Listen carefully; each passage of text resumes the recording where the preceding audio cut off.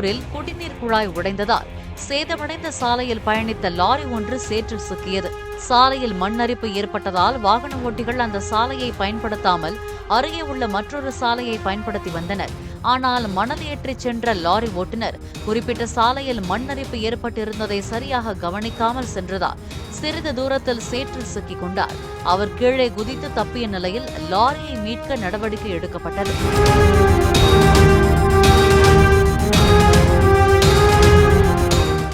Play store மற்றும் app ஸ்டோரில் இருந்து பாலிமர் செயலியை QR கோடு மூலம் பதிவிறக்கம் செய்யுங்கள். செய்திகளை உடனுக்குடன் பெறுங்கள்.